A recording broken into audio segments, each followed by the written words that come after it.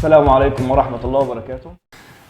طلابنا الأعزاء، هناخد النهاردة إن شاء الله درس جميل جدا جدا جدا ومهم أوي اسمه التفكير الإبداعي. طبعا الإبداع عامة هو يعتبر أهم حاجة، لأن طبعا الإنسان ربنا ميزنا بالعقل. يعني لو جبنا مثلا أي كائن حي في الدنيا ما عندوش تفكير إبداعي زي الإنسان، هل في كائن حي في الدنيا متطور زينا؟ يعني مثلا لو جبنا الأسد أو الفيل أو أي كائن حي على وجه الأرض، هل عنده الإمكانية اللي موجودة عندنا؟ هل بنى عماير واخترع تليفونات وعربيات؟ هل طور من نفسه؟ لا طبعا. احنا بس. ليه؟ لأن ربنا عز وجل خلق عندنا حاجة مهمة قوي اللي هي العقل. وربنا عز وجل كرم الإنسان، ولقد كرمنا بني آدم. فربنا ميزنا احنا بالإيه؟ بالعقل. طيب هناخد إن شاء الله النهاردة درس اسمه التفكير الإبداعي.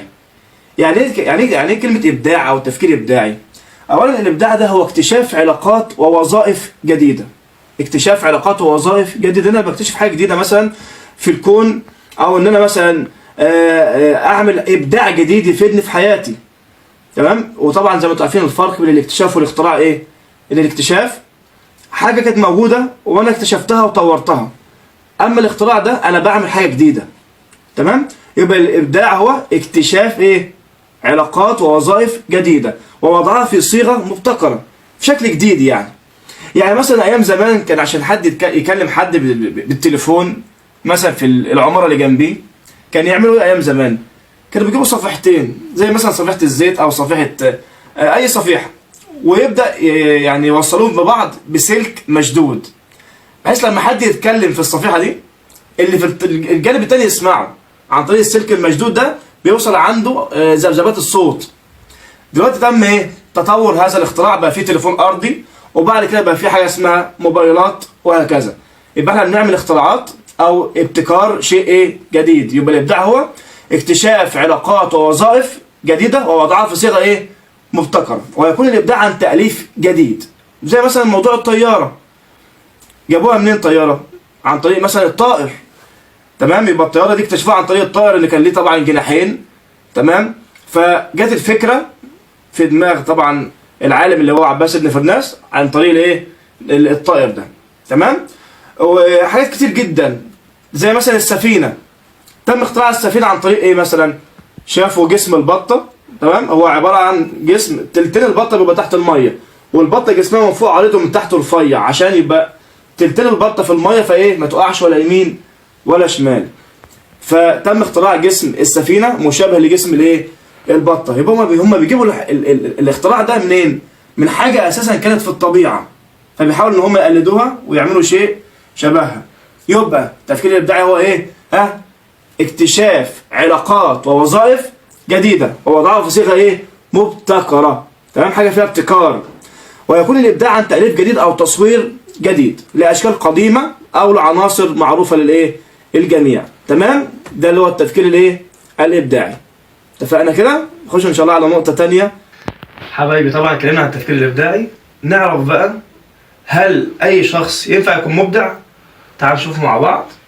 طبعا المبدع ده ليه صفات خاصة بيه. اولا يكون عنده صبر، عنده مثابرة، عنده اصرار. مش من اول مرة يتعب فيها يقول والله ما انا مكمل تاني خلاص، لا. ما ينفعش يكون عايز اوصل لهدف اول ما اتكعبل اقول خلاص انا مش هكمل وارجع تاني. لازم يكون عندي صبر ويكون عندي مثابرة ويكون عندي إصرار. طيب عندي حاجة مهمة أوي اسمها مراحل الإيه؟ التفكير الإبداعي. مراحل التفكير الإيه؟ الإبداعي. عندنا أول مرحلة يا حبايبي اسمها مرحلة التهيئة والإعداد. أنا مثلا عايز أخترع اختراع. تمام؟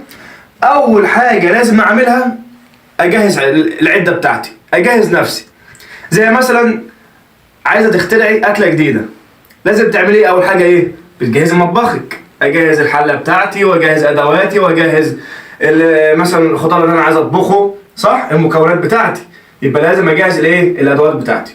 دي اول نقطه، اهيئ نفسي. يبقى انا عندي اول نقطه هنا اسمها ايه؟ التهيئه والاعداد. التهيئه والايه؟ والاعداد. تمام. يبقى يتم فيها تحديد المشكله من خلال جمع الايه؟ البيانات.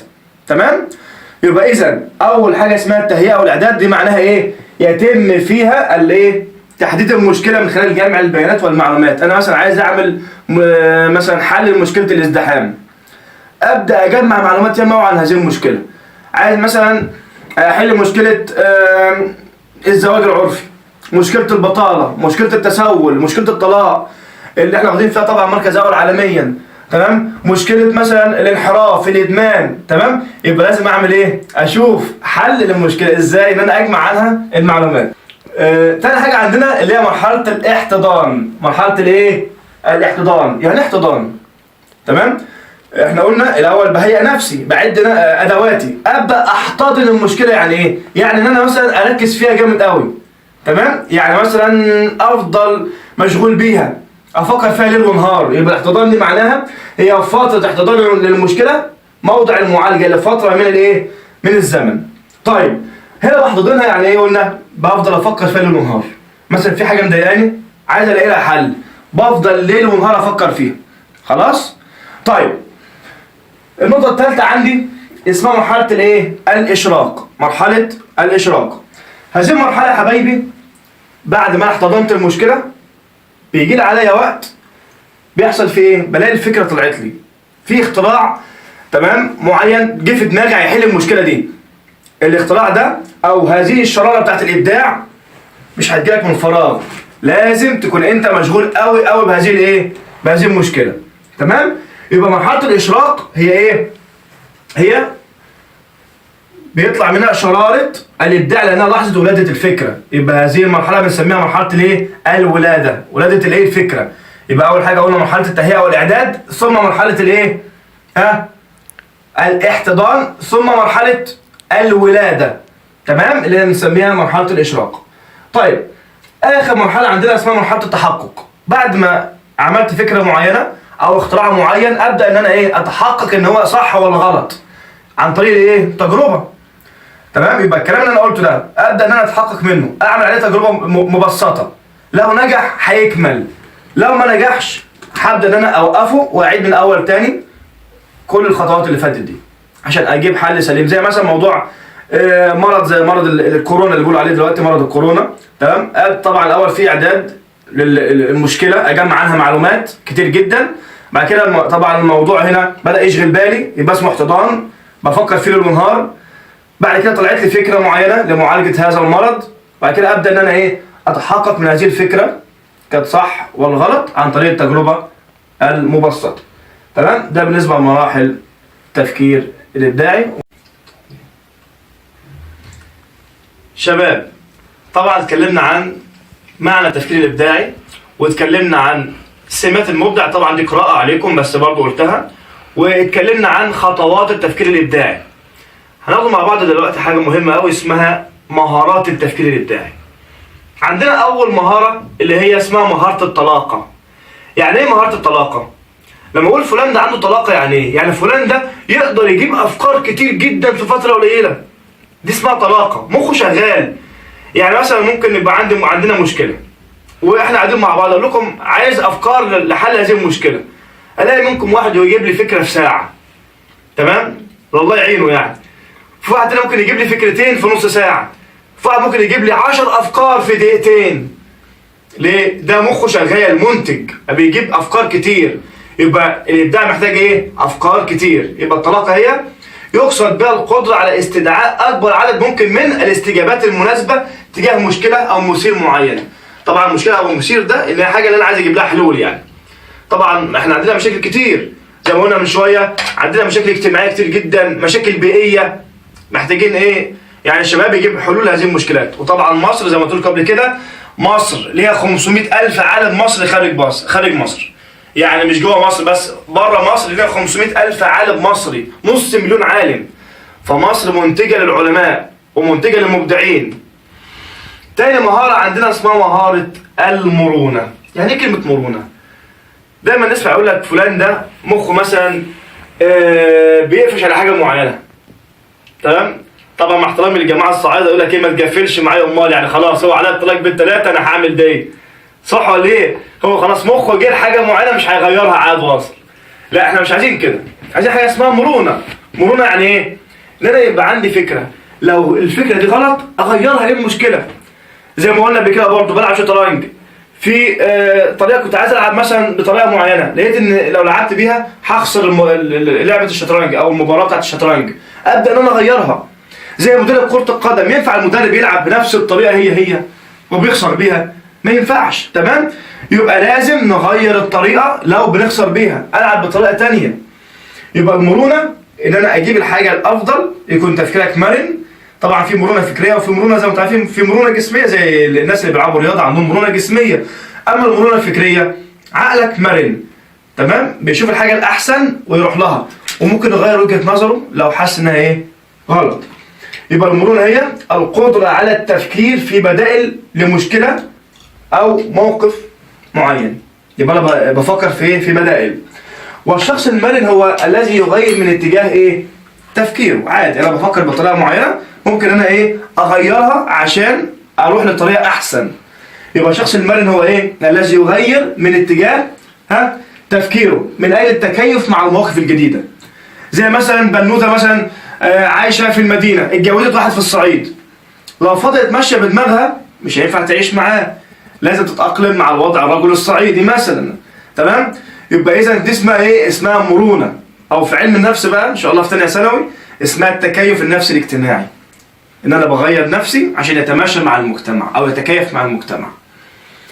النقطة الثالثة عندنا اسمها مهارة الإيه؟ مهارة الأصالة. يعني إيه الأصالة؟ الأصالة معناها إن أنا أقدر أجيب أفكار جديدة، أنا اللي اخترعتها، أنا اللي ابتكرتها. طب لو واحد مثلا راح جاب فكرة، تمام، سرقها من على النت مثلا، زي الجماعة اللي بيسرقوا مثلا بوستات، أو يسرق مثلا قصيدة شعر من واحد ينزلها على النت، ينفع؟ لا، اللي هنا الأصالة معناها إيه؟ هي القدرة على إنتاج أفكار جديدة مبتكرة، أنا اللي عملتها، ما سرقتهاش. يبقى العالم لو سرق فكرة واحد وجاء قال أنا اللي عملتها، ده يبقى يعتبر حرامي. تمام؟ وكلما قلت درجة شيوع الفكرة زادت درجة إيه؟ أصالتها. يعني الفكرة كل ما تبقى مش منتشرة تبقى الأصالة بتاعتها بتزيد. ما بالك بقى لو فكرة أنا بس اللي عملتها، يبقى فكرة إيه؟ عندها درجة الأصالة عالية جدا، لأن هي فكرتي أنا لوحدي. تمام؟ وتعتمد الأصالة على قيمة الأفكار ونوعيتها. إن أنا أعمل فكرة قيمة، فكرة إيه؟ قيمة. تمام؟ تنفع الناس، ودي ميزة إن أنا أخترع اختراع جيد. لما يتم تنفيذه الناس تدعي لي مش تدعي عليا. يبقى أعمل فكرة قيمة تنفع البشرية، زي مثلا اللي بيخترع علاج ينفع الناس، أو بيخترع أي اختراع بينفع المجتمع. ده كده بالنسبة لإيه؟ لمهارات، تمام، التفكير الإبداعي.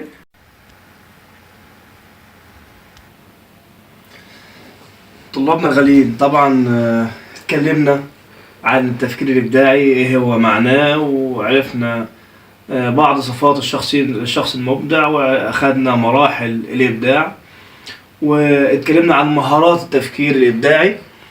دلوقتي نتكلم عن دور المبدعين في نهضة المجتمعات. طبعا اكيد المبدع هو اللي هيكون سبب في نهضة المجتمع، مش هيكون شخص مثلا، مش هيكون المنحرف مثلا، ولا الشخص اللي عنده لا وعي، ولا اللي عنده لا مبالاة، ولا الشخص الكسول مثلا. لا طبعا، الشخص المبدع هو اللي بيؤدي الى تقدم المجتمع. فبقول لك المبدعين ليهم دور كبير جدا في نهضة المجتمعات وتقدم الشعوب. ليه؟ طبعا بسبب اختراعاتهم واكتشافاتهم العلمية. ساعات تلاقي مثلا المخترعين يخلوا الدولة بتاعتهم دولة اقتصادية عظيمة جدا بسبب اختراع مثلا تم بيعه لكل دول العالم. تمام؟ غير طبعا ان دولته تستفاد منه في العمل وفي الحياة عامة في كل شيء. يبقى الاختراعاتهم ايه واكتشافاتهم المتعددة في مختلف المجالات، في التعليم وفي الصناعة وفي الطب وفي الهندسة وفي كل شيء. يبقى في اختراعات علمية حديثة. زي ايه؟ عندنا مثلا زي تكنولوجيا المعلومات والاتصالات. طبعا ما شاء الله زي ما انتم شايفين كده، الموبايلات والنت والتلفزيونات والاقمار الصناعية. غير طبعا زمان، تمام، يعني زمان كان عشان عايز توصل لواحد لازم تبعت جواب، او تقول لفلان يروح يسافر، يقول لفلان مش عارف ايه اللي حصل، موال كبير قوي.